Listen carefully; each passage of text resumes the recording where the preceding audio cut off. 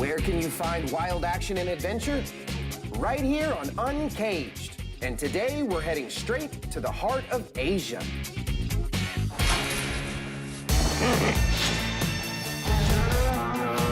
Discover where the wild things roam. Uncaged.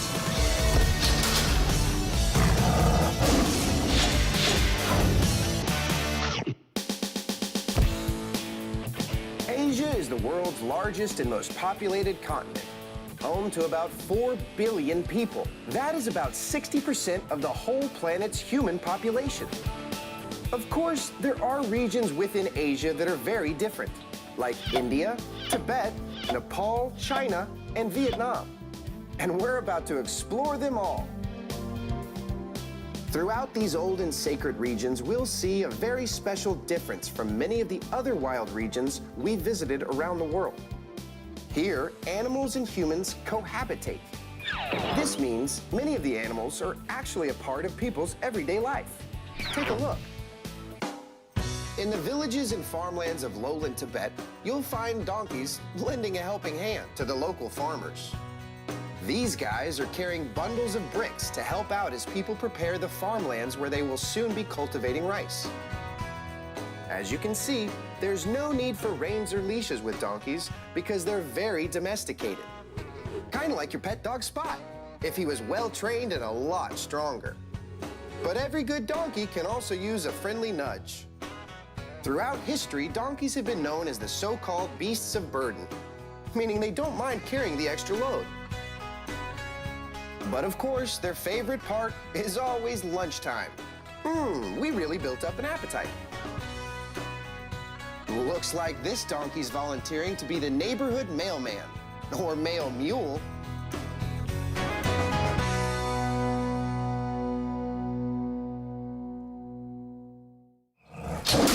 Also found in the lowlands of Tibet are wild yaks. Closely related to cows, these shaggy bovines can be as large as 7 feet tall and 11 feet long, weighing close to 2,000 pounds. Yaks live in herds of about 10 to 30 animals, where they can feed on grassy fields. Well, looks like that's not all they do in the fields. Did you know that dried yak dung is used as an important fuel all over Tibet? Because the temperatures in Tibet can get very cold and the altitude is higher than 10,000 feet, yaks have adapted to survive in this environment. They have developed large lungs and a big heart to better circulate oxygen through their blood. As you can see, they also have thick matted hair that keeps their body warm and insulated. But it sure does get itchy when you can't brush that shaggy mess. Whereas sheep are mostly white and the black sheep always stand out, among the yaks, brown and black fur is much more common. So in this animal population, the equivalent of a black sheep is actually a cream-colored yak. Also part of the bovines, but closer related to the wild goat, is the rare Himalayan tahr. Also mostly domesticated, the tahr often wander around the local rustic villages. This guy seems to be sniffing out some local real estate. The tahr is much less common than the herds of sheep that populate the Tibetan landscapes. In the highest region of the Himalayas, we find the barrel, or blue sheep. These herds are hard to spot and are especially well-liked by local snow leopards.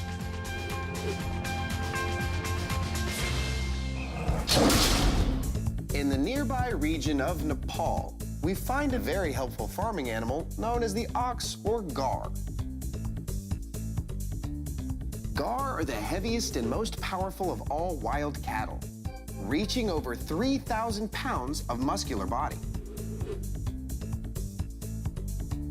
This pair of gar is helping local farmers to plow the steep, muddy hillside. And they don't even need galoshes to push through that mess. A distinctive characteristic of the oxen is their strong horns, which help hold in place the yoke. Not the yolk of an egg, silly. This yoke is a piece of wood fastened across the necks of the strong oxen. It helps to balance out the weight of the plow they're pulling behind them. Together, a pair of oxen pulls a much heavier load than each of them could alone. In India, cows are considered sacred. So when they're not working, you might find them hanging out in town. Sometimes during the day, they'll just sit back as people, bikes, and cars whiz along. On rainy days, they might find some shelter. This guy really needs to get out of the wet and cold and blow his nose. On the sunnier days, during special events, they like to watch the parades and say hi to friends as they pass by. You smell really familiar.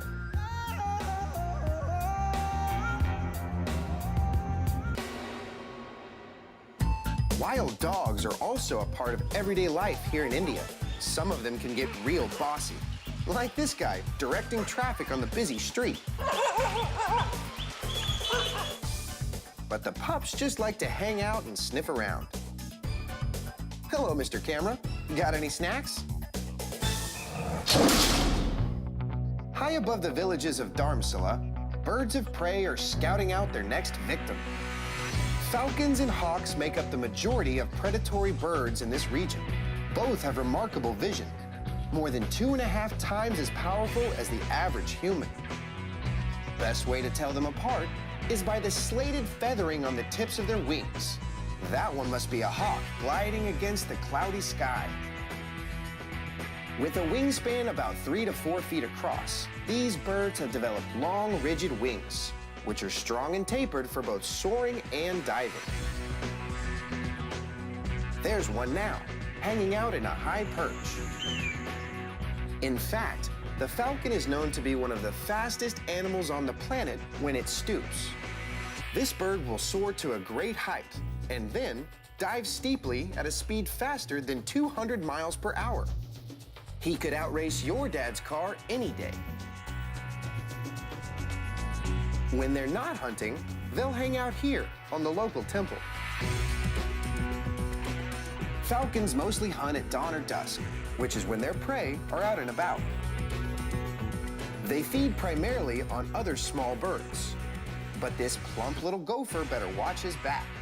Hey, is that my shadow or a falcon swooping in? Here he comes. Better not take your chances.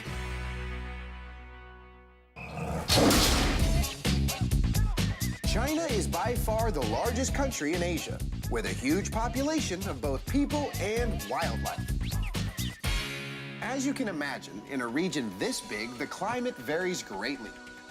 In the more southern zone, the warm, humid atmosphere creates a beautiful breeding ground for bees and butterflies.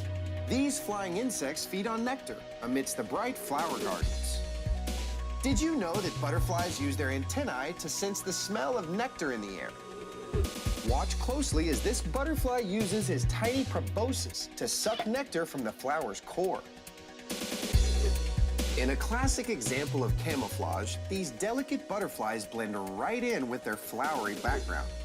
They have developed tiny scales of coloration on their wings, which form patterns used for self-protection. As they float from flower to flower, they often take with them one flower's pollen and deliver it to another. These wild flowers depend upon this process of pollination to continue reproducing and growing. Unlike the flower pollinators, dragonflies are predatory flying insects, feeding on other smaller insects like flies, bees, and even butterflies. Dragonflies are usually found in the wetlands because they lay their eggs in the water, where they grow into nymphs. Uh-oh, better beware of the neighboring koi fish. They're looking pretty hungry, and a fresh little dragonfly would make the perfect crunchy snack. In every ecological system, there's a natural food chain where animals feed off each other and their environment. But for some animals, the destruction of their natural habitat has disrupted the ecological balance. The result can make them endangered or even on the brink of extinction. Luckily, special preserves have been created to help protect these animals by providing them with food and a safe place to reproduce. In the Chengdu region of China, the Panda Breeding Research Center is dedicated to taking care of these gentle bears, who rely on these conservation efforts for their survival. Deforestation, farming, and other development have forced the pandas out of their lowland homes, where they once fed on bamboo and other leafy shrubs.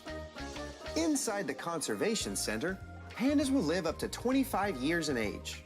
That's because here, they can get all the mouthfuls of fresh bamboo their hearts desire. This is a temporary feeding pen, where the hungry bears are fed before heading back out into the natural environment of the preserve. Here, an average panda bear will eat as much as 30 pounds of bamboo in one day. That's what I call paw-licking good. Maybe next time you should put a napkin on your lap. Now who's gonna clean up that belly? Well, looks like the belly's a good place to save some snacks for later. Yummy. A panda bear's body is adapted to the low-calorie bamboo diet.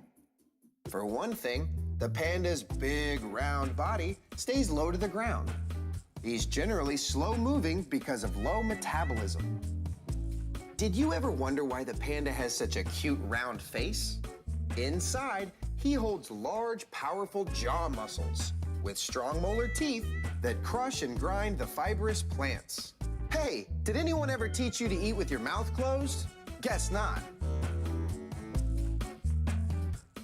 Since panda bears don't reproduce often and usually only give birth to one cub at a time, the conservation center is especially important to ensure the baby bear grows up healthy. Can you believe this tiny pink cub will grow into a 300-pound panda bear? This little guy's got a long way to go. A distant cousin to the giant panda, the smaller red panda roams freely and safely within the conservation center. Also known as the shining cat, the red panda is an arboreal mammal living in the trees of the temperate forests. Not much larger than your typical tomcat, he's about 3.5 feet long from head to tail and weighs no more than 10 pounds. The red panda has a raccoon-like face with a little black nose, dark eyes, and raccoon-like badges. His soft reddish-brown fur coat extends out into a long, bushy tail marked with 6 light-colored rings that help camouflage him against the grassy surroundings. The tail also helps with balance as he's climbing or waddling slowly around. Looks like he's trying to find a comfortable tree to rest in. Feeding mostly on bamboo, the little panda will also scour the leafy forest floor, looking for berries, fruit, mushrooms, and even insects. That looks like a tasty bug. With strong, curved, and sharp claws, these pandas are good at grabbing hold of branches and climbing up barky trees. But because of their low-calorie diet, they're not the most energetic creatures. Anyone got a ladder? Never mind the climb. I'll just look for some more bugs to munch on. The red pandas have an excellent sense of smell, but they're also picky eaters. Every little leaf, branch, or insect requires a good taste testing before he decides it's good enough to eat. All this sniffing and licking around is making me tired. Better go find that tree again. Now here's a good climb. Whew, someone's out of breath. Hey, he's pretty high up, but he's certainly found a good branch. Now there's no telling how long he'll sleep. And sleep. And sleep. Kathmandu is the capital of Nepal, resting just between China and India. Here in the heart of the Himalayan Valley, the sacred Swayambhu Temple, also known as Monkey Temple, is not only an important cultural site for Buddhist leaders, it's also home to the largest population of free-ranging rhesus monkeys. Also known as macaques, these old-world monkeys share the temple with everyone who passes through. Small and grayish-brown in color, they can blend into the foliage just above people's heads. But these creatures are so playful and feisty, it's hard not to notice as they rough and tumble around. Hey, check this out. Catch me if you can. You can distinguish the macaque by their pink faces and their pink rear end. They have no shame bearing it all. Macaque feed mostly on leaves and pine needles, but occasionally they'll grab hold of your leftover breakfast toast. That's tasty, but it could use a little more butter and jam. If it seems like they're stuffing their faces when they eat, it's because they are. Macaque have specialized pouch-like cheeks, where food can be hoarded, so they tend to bite off more than they can chew. As you can see, the rhesus macaque isn't shy or afraid of people. In fact, some monkeys have been known to share houses and water supplies with the local townfolk. If you're not careful, they might just move in with you. You'll find these guys just about everywhere, from rooftops to sidewalks to tightropes.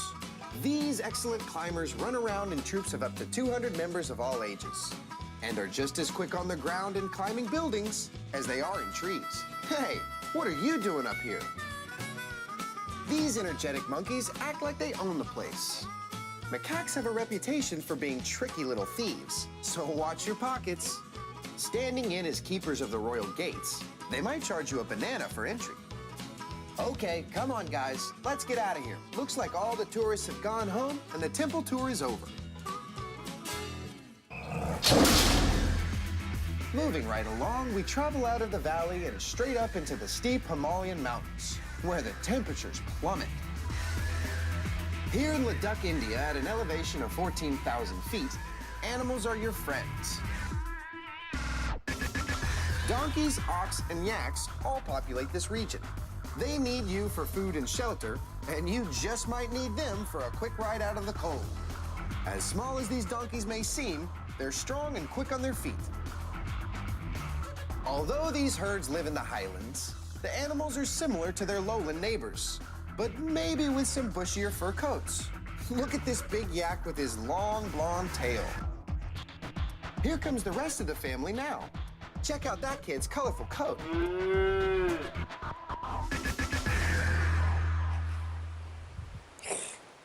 Although they're friendly, if you don't have anything to feed them, they're moving on. Come on, let's get out of here. Time to head into town and see what's cooking at the local diner. Is that the best you could find? Looks like one very stale piece of cardboard. The animals mostly wander around freely, minding their own business. That is, unless you might have something to feed them. There isn't always a lot of grassy pasture to graze on in this cold, high altitude, so they're always looking for a handout. Here's one donkey looking for a donation. Got milk? Up until now, we've met a lot of mammals. Do you know how mammals are different from reptiles? They are warm-blooded and feed their young with mother's milk. Reptiles are different in that they are cold-blooded and they don't produce milk. Instead, they lay and incubate eggs, which hatch into little babies ready for a meal. Are you ready to meet the largest of all living reptiles? These saltwater crocodiles, found in the surrounding waters of South Vietnam, can reach up to 20 feet in length with a weight of almost 3,000 pounds. That's very deceiving when most of their bodies are hidden beneath the murky water.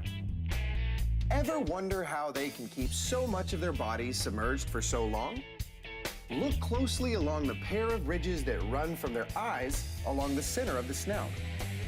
Not only their eyes, but also their ears and nostrils are located on this ridge. So the crocs can actually see, hear, and breathe perfectly while remaining almost entirely underwater. When they do go beneath the surface, their eyes are protected by a clear membrane, kind of like a see-through set of eyelids. And the ears have special flaps which close underwater. Greenish-brown in color, the crocs blend right into the waterbeds, a great camouflage for such large beasts. Crocs are famous at being stealth predators. They float silent and still until they need to snap into action. Large adult males have been known to eat animals as large as the cattle and gar we met earlier. Saltwater crocodiles are known as apex predators, which means that they are at the top of their food chain and have almost no predators of their own. He sits quietly in the water, waiting for an animal to approach the water's edge. Then quickly and suddenly, he strikes, pulling his prey down into a murky depth. In between their nocturnal hunts, the crocodiles tend to remain lethargic, soaking in the sun and preserving their energy. This allows them to go for long periods of time without eating. But when they do sink their teeth into something, there's no escape. Those jaws have almost 70 teeth in there. Although this croc may look hungry, it's actually striking a pose. We've come upon a group of female crocodiles that happen to be pregnant. Since the female crocs don't move quite as fast during pregnancy, they have adapted a behavior for self-protection. Using a freezing technique, the reptiles stay so still that they look like they're dead. They definitely look deadly scary. Can you guess how many eggs she's carrying in her belly? Almost 80. Unfortunately, only a few of the hatchlings will reach maturity. So this mama must do everything in her power to protect them vigorously against other crocs with the munchies.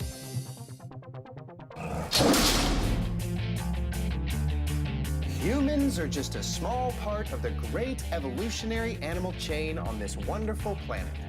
That's why it's so important for us to cohabitate. That means interacting and sharing the natural environment. As the sun dips behind the majestic Himalayan mountain range, we hope you enjoyed exploring the exotic regions of wild Asia. Remember to take wonder in wildlife, the way it was meant to live, healthy, free, and uncaged.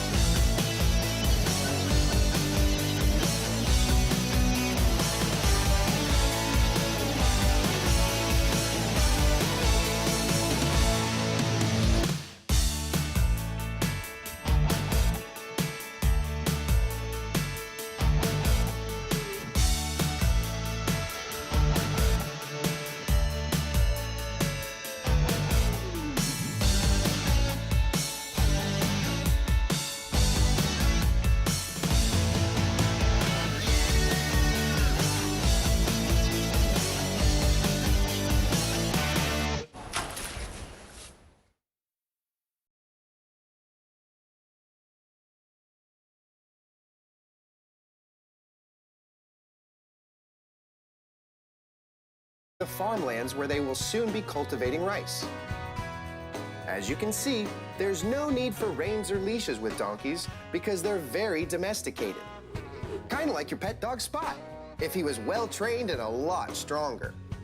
But every good donkey can also use a friendly nudge. Throughout history, donkeys have been known as the so-called beasts of burden, meaning they don't mind carrying the extra load. But of course, their favorite part is always lunchtime. We really built up an appetite. Looks like this donkey's volunteering to be the neighborhood mailman, or mail mule.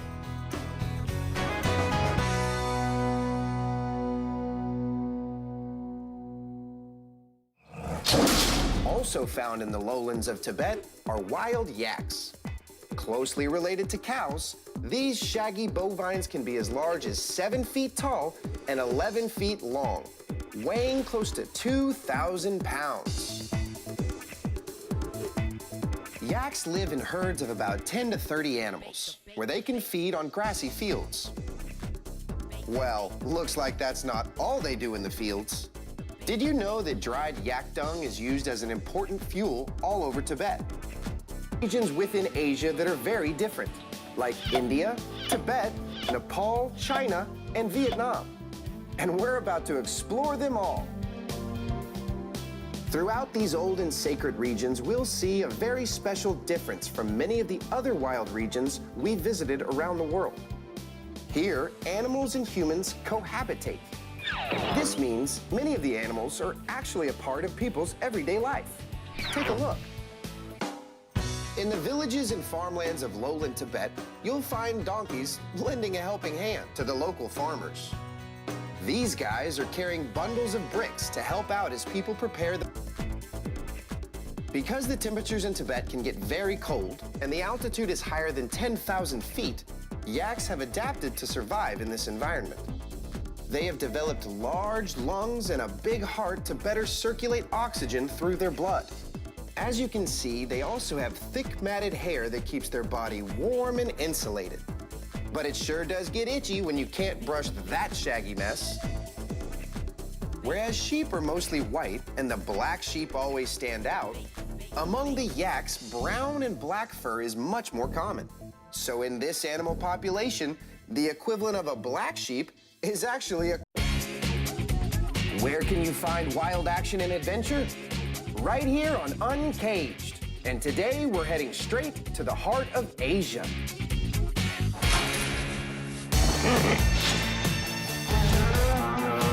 Discover where the wild things roam. Uncaged.